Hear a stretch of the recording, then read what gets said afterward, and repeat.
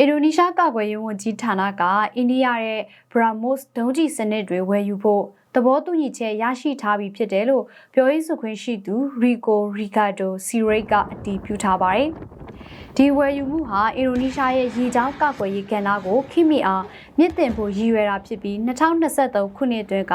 ဆွေးနွေးမှုတွေအရသဘောတူညီချက်တန်ဖိုးဟာအမေရိကန်ဒေါ်လာတန်200ကနေ350အတွင်းရှိနိုင်တယ်လို့ခန့်မှန်းရပါတယ်။ BrahMos ဆိုတာကအိန္ဒိယနဲ့ရုရှားတို့ပူးပေါင်းထုတ်လုပ်ထားတဲ့အတန်ထက်3ဆနီးပါးမြန်တဲ့ cruise ဒုံးကျည်အမျိုးအစားဖြစ်ပါတယ်။လေပြင်ပြန်တန်းသူလိုမျိုးမြေပြင်ဒါမှမဟုတ်ရေပြင်နဲ့မြင်းပြင်ပြန်တန်းပြီးတော့လမ်းကြောင်းကိုစိတ်ကြိုက်ပြောင်းနိုင်ပါတယ်။ပင်လယ်ရေမျက်နှာပြင်နဲ့အရန်နီးနီးကက်ကက်ပြန်တန်းနိုင်တဲ့နည်းပညာကြောင့်ရန်သူရေဒါတွေကကြားဖြတ်ဖြစ်စီဖို့ဆိုတာခက်ခဲပါတယ်။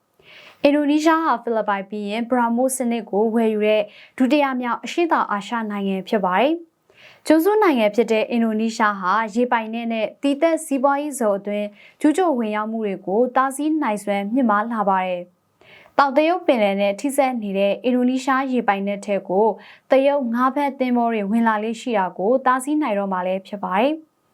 BrahMos ဒုံးကျည်တွေကိုသင်္ဘောတွေပေါ်ကတမကကမ်းခြေအခြေချနေရာတွေကပါပြစ်ခတ်နိုင်တဲ့အတွက်ဗျူဟာမြောက်ကာကွယ်ရေးစွမ်းရည်တိုးတက်လာမှာဖြစ်ပါတယ်